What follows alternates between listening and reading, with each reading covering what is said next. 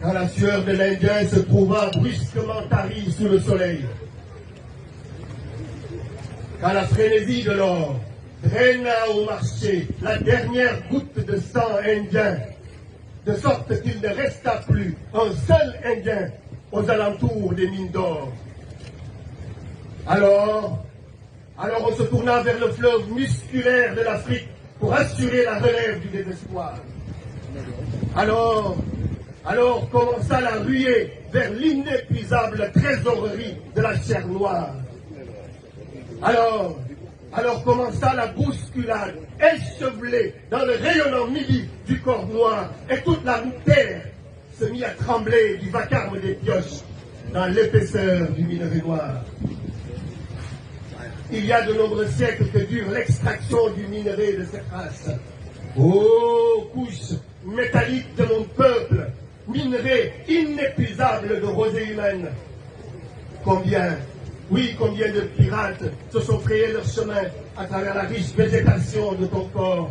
Combien de flibustiers se sont frayés leur chemin à travers la riche végétation de ton corps, jonchant tes années de tiges fortes et de flaques de larmes. Peuple dévalisé, peuple de fond en comble retourné comme une terre à labour, peuple défriché, peuple pour l'enrichissement des grandes foires du monde, mûris ton grisou dans le secret de ta nuit corporelle.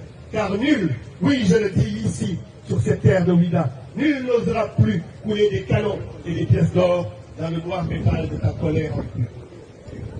Honorable invité, honorable dignitaire religieux, honorable homme politique, institution, c'est avec une très grande reconnaissance, une grande fierté également que je m'adresse ici à vous, en cette journée internationale du souvenir de la traite des Noirs et de son abolition. Ces quelques vers que je viens de dire sont d'un auteur haïtien. Cet auteur haïtien, il vit encore par la grâce de Dieu. Il s'appelle René Despestre.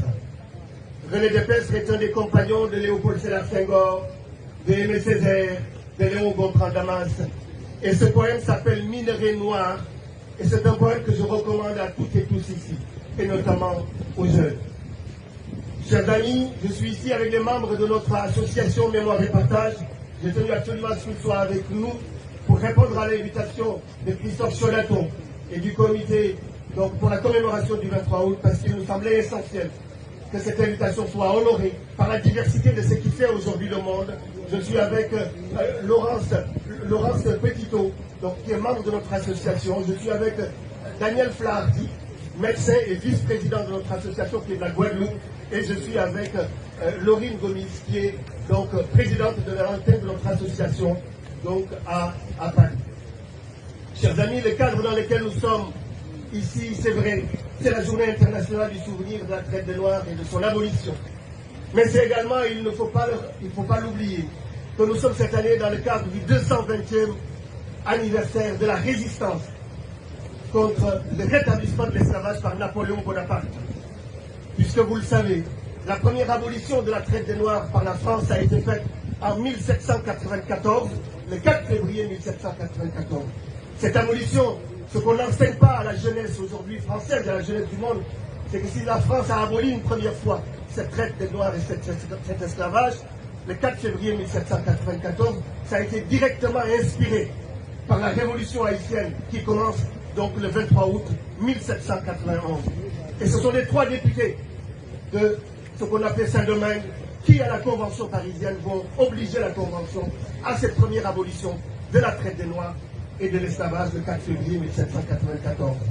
Eh bien, cette abolition est très peu connue, mais elle n'est très peu connue pour une raison très simple, c'est que Napoléon Bonaparte, que vous connaissez, est revenu en 1802 pour rétablir l'esclavage et la traite des Noirs, qui n'ont été abolis en réalité qu'à Saint-Domingue et en Guadeloupe, puisque la Martinique, elle, était passée sous pavillon anglais pour ne pas voir l'esclavage aboli.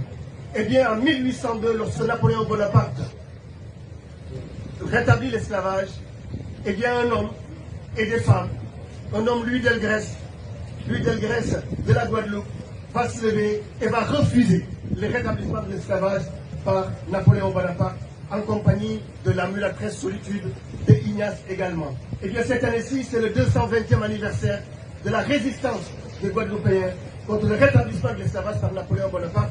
Et il était essentiel pour moi, pour nous, pour vous et pour notre avenir que cela puisse être dit, que cela rentre dans le cadre de ce combat.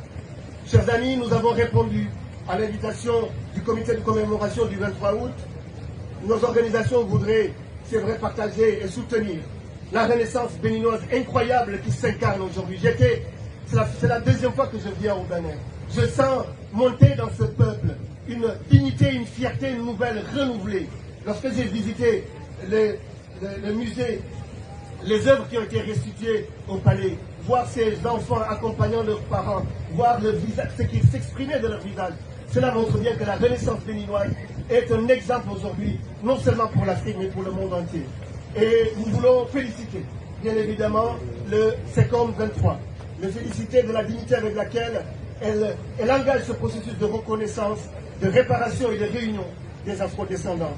Nous souhaitons nous adresser, bien évidemment, aux autorités béninoises. J'étais, il y a 2 ans, ici même, lors d'un événement que nous avions organisé à Cotonou, pour lancer ce plaidoyer. J'avais eu la chance de rencontrer le président de l'Assemblée nationale, Louis Blavonou, qui nous avait reçus sur la nécessité pour nous, et qui était essentiel, que la traite des Noirs et l'esclavage soit qualifiée de crime contre l'humanité par l'État béninois. Cette campagne, chers amis, a été lancée en 2009. C'est une campagne africaine pour que la traite des Noirs et l'esclavage soit déclarée crime contre l'humanité. Elle a franchi un palier important avec l'audience que le président de la République, Abdoulaye Wade, à l'époque au Sénégal, nous avait accordée. Et le Sénégal a été, et est encore aujourd'hui, le seul pays africain à avoir qualifié le crime que pendant 4 siècles au moins, l'Afrique a subi du fait de la culpabilité des Africains. Eh bien, ce que nous souhaitons aujourd'hui, et c'est l'objet de ce plaidoyer, c'est que le Bénin également, dans tout le processus incarné par les autorités béninoises, puisse le parachever. Parce que c'est essentiel de le faire, et ça me semble important.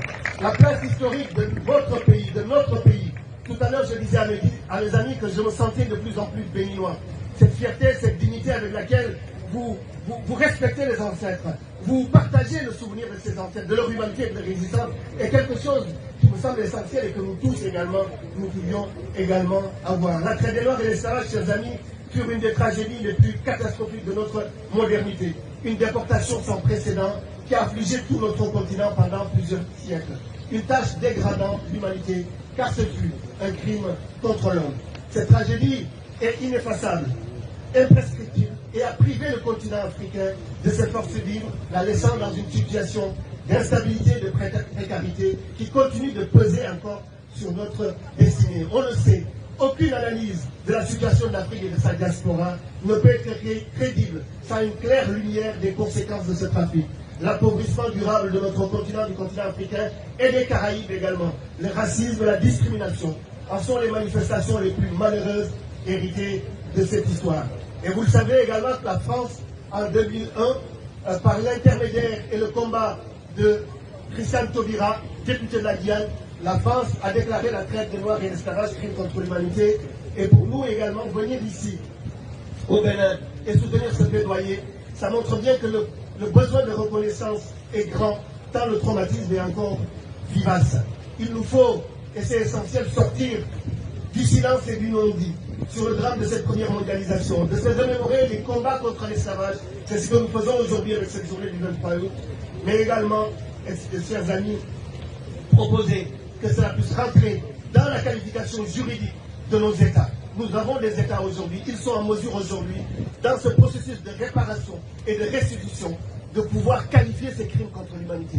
Parce qu'il nous faut restituer. D'abord Haïti.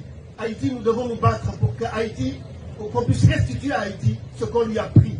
Puisque lorsqu'Haïti fait son indépendance, proclame son indépendance le 1er janvier 1804, la France exige et obtient que 150 millions d'euros soient payés en indemnisation aux esclavagistes. C'est un emprunt qui a été fait à la Caisse des dépôts et des consignations en France.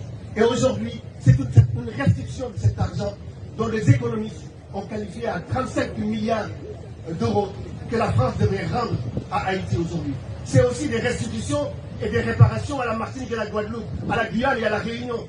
Là aussi, lorsqu'il y a eu abolition de l'esclavage et de la traite des Noirs définitivement en 1848, il y a eu des indemnisations qui ont été accordées aux esclavagistes de la Martinique, de la Guadeloupe, de la Guyane et de la Réunion.